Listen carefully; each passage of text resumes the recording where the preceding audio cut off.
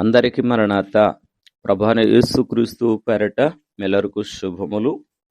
దేవుని వాక్యం చదువుకుందాము. మత్తయి సువార్త 15వ అధ్యాయము 3వ వచనము. దేవుని ఆజ్ఞను ఎందుకు అతిక్రమించుచున్నారు? చదివిన వాక్యము ద్వారా వినుట వల్ల రావలసిన దీవెన ప్రభు మెల్లరుకును దయచేయునుగాక. ఆమేన్. వాక్యములో యేసుక్రీస్తు ప్రభువారు స్పష్టముగా బోధిస్తూ దేవుని ఆజ్ఞలు మన జీవితాల్లో అత్యున్నతమైన స్థితికి నడిపిస్తాయి అని ప్రభు చెప్తున్నారు. ఎందుకంటే ఈ లోకములో సాంప్రదాయాలు, మనిషి నియమములు లేక సమాజములో ఉన్నటువంటి నియమములు పాటించకుండా దేవుని వాక్యమునకు మనము లోబడినట్లయితే మన ఆత్మీయ జీవితాల్లోనూ కుటుంబ జీవితాల్లో అనేకమైన మేలు కనబడతాయి. అందుకని వాక్యములో నిర్గమాకాండము 20వ అధ్యాయము 6వ వచనంలో నన్ను ప్రేమించి నా ఆజ్ఞలను గైకొను వారిని 1000 తరముల వరకు కరుణించువాడనైనాను. ఒక తరము కాదు, 1000 తరాల వరకు కూడా ప్రభు మనలను కరుణించేవాడుగా ఉన్నాడు. ఇప్పుడు దేవుని ఆజ్ఞలకు మనము ప్రాధాన్యత ఇచ్చినప్పుడు కనుక అందుకనే దేవుని ఆజ్ఞలను మనం ఎప్పుడు కూడా మనం పాటించినట్లయితే క్షేమముగా ఉంటుంది. కానీ సాంప్రదాయాల ప్రకారంగా ప్రభు అంటారు, యెషయా గ్రంథము 29వ అధ్యాయం 13వ వచనంలో, ఈ ప్రజలను నోటుతోనే వారు ఘనపరుస్తున్నారు కానీ హృదయం నాకు ఇవ్వట్లేదు అంటున్నారు. వారి హృదయాలన్నీ కూడా దేవునికి దూరంగా ఉన్నాయంటున్నారు.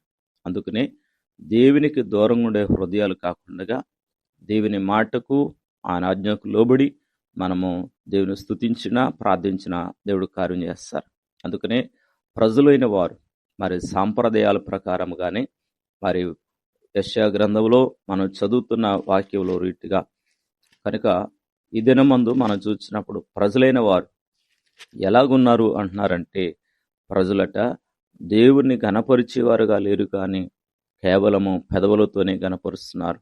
అందుకనే యెషయా గ్రంథంలో మనం చూడగలుగుతున్నాము, ఈ ప్రజలు నోటి మాటతో నా యొద్దకు వచ్చుచున్నారు, పెదవులతో నన్ను ఘనపరుచున్నారు కానీ తమ హృదయమును నాకు దూరము చేసుకుని ఉన్నారు. ఈ రోజుల్లో దేవునికి దూరముగా వారి హృదయాలు దూరంగా చేసుకున్న వారే కనబడుతున్నారు. అయితే దేవుని ఆజ్ఞలను మనం ప్రేమించినట్లయితే మరి యోహాను సువార్తలో మనం చూడగలుగుతుంటాము. 14వ అధ్యాయములో 14వ అధ్యాయం 15వ వచనంలో, మీరు నన్ను ప్రేమించిన యెడల నా ఆజ్ఞలు గైకొందురు. దేవుని ప్రేమించేవారుగా ఉంటే ఆయన ఆజ్ఞలను మనము ప్రేమించేవారుగా ఉంటాం, గైకొనేవారుగా ఉంటాం. ఎప్పుడైతే ఆయన ఆజ్ఞలను కూడా మనం గైకుంటే దేవుని వాక్యం ఉంటుందంటే, ద్వితీయోపదేశకాండములో 28వ అధ్యాయంలో మొదటి 2 వచనాలు మనం చూస్తున్నట్లయితే, నీ దేవుడైన యెహోవా మాట శ్రద్ధగా విని నేడు నేను నీకు ఆజ్ఞాపించుచున్న ఆయన ఆజ్ఞలన్నిటినీ అనుసరించి నడుచుకునే యెడల మీ దేవుడైన యెహోవా భూమి మీద ఉన్న సమస్త జనముల కంటే నిన్ను హెచ్చించును. నీవు నీ దేవుడైన యెహోవా మాట వినిన యెడల ఈ దీవెనలు నీ మీదకి వచ్చు నీకు ప్రాప్తించును. దేవుని దీవెనలు మన మీదకి వస్తాయి. ఎప్పుడు అనంటే దేవుని ఆజ్ఞలు పాటించినప్పుడు. కనుక ఈ దినము దేవుని ఆజ్ఞలు పాటించుకుంటూ వెళదాం. దేవుని దీవెన తరతరాల వరకు కుటుంబాలకు మేలుకరంగా ఉంటాయి. అటు దీవెన ప్రభు మీకు దయచేయునుగాక. ఆమేన్. ప్రేమగల మా తండ్రి, ఈ దినము నీ యొక్క వాగ్దానాన్ని బట్టి నీ ఆజ్ఞను గైకుంటే 1000 తరాల వరకు కూడా మీ దీవెన ఉంటుంది. ఈ ఆజ్ఞను గైకుంటే పిల్లల తరాలకు ఏం కావలసినా అవి ఇస్తుంటావు. ఈ దినము అటు దీవెన పొందుకుని నీ ఆజ్ఞలు పాటించేవారుగా ముందుకు వెళ్ళేట్టుగా సహాయం తెచ్చి ఈ దినం ప్రయాణము, ఉద్యోగం, వ్యాపారం, వ్యవసాయం అన్ని పనులు తోడుగా నడిపించుము. యేసునామములో అడుగుతున్నాము తండ్రి. ఆమేన్. దేవుడు మిమ్మల్ని దీవించునుగాక. ఆమేన్. అందరికీ మరణాత.